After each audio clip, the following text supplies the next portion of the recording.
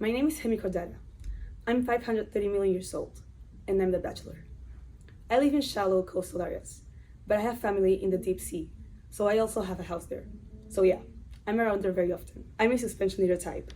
I like eating whatever bacteria or microscopic algae I bump into while I'm going around my hometown. If I have to describe myself in 5 words, I'd say deuterosome, fleshy, cylindrical, and tripartite. My locomotion is peristaltic contractions of the proboscis. Random fact about me. My name means half chordate because when I was just a little thorny larva, they realized I was very similar to chordates. Anyways, I'm really excited to be here and I look forward to finding true love. These are our contestants. What's up? I'm Entrepreneusa, but everyone calls me acorn worm. I'm pretty common around this phylum. That's why I make up about 70% of the species here. Not to brag or anything, but I'm kind of a big deal. But despite being so popular, what really makes me so special is that I'm so free-spirited. Nothing ties me down. I simply live life the way I want to. I know who I am. I know my worth, and I have already found my identity as a self-respecting individual. Hi, I'm Terabranchia, and I think I'm the perfect match for Hemichordata. I mean, look at me. I'm 1 millimeter in length, tube dwelling. Now picture us together. You see it, right? I have this condition where I have only one pair of gill slits. It's genetic. Some of my family members even have none. But I have never let my condition dictate my life. I'm happy. I like being with a lot of friends. Yeah, colonial, some would say. I'm currently collaborating in this research that studies the evolutions of vertebrae. I'm truly passionate about it. Anyways, I have the feeling that Hemichordata and I will immediately hit it off. What is most important to you in life? In life, the most important thing to do is discover your own self-identity and individuality. Once you've created a foundation of self-love, self-respect, and self-identity, then you can go out and find someone special for yourself. And that's what I'm doing here. I am comfortable with myself and who I am. And even though I've always been very solitary, I'm now looking for someone who knows who they are, too. When I found out Hemichordate lived around my area, I knew it was my moment. What is most important in life is family. I mean, there's nothing more special than being a part of a community. Friends, family, partners, you name it.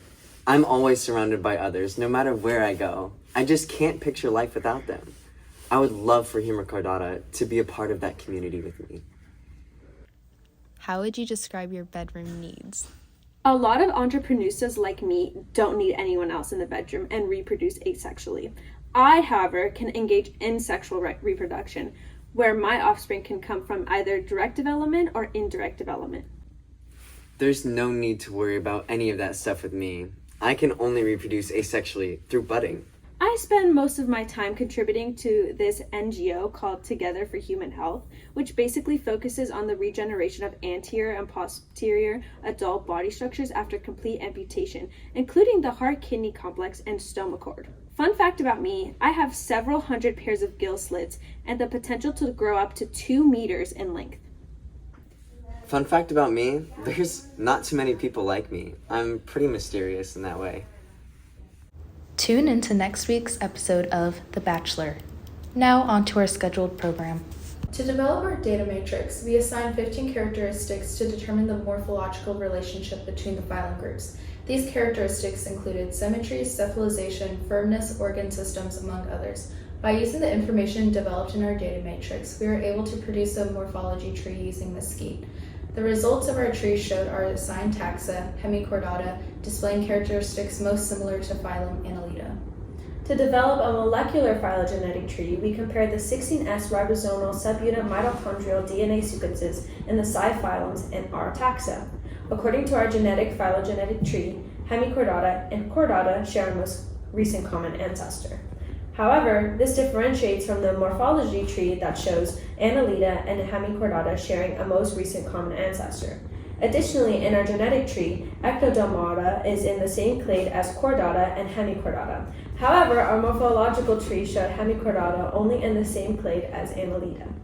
In the published genetic tree, the authors examined the Hemichordata genomes and the RNA sequences and developed a phylogenetic tree to estimate the origin of Hemichordata. The tree displayed Echinodermata, most closely related to Hemichordata. This structure diverges from our molecular phylogenetic tree, as we found that Hemichordata was most similar to Chordata.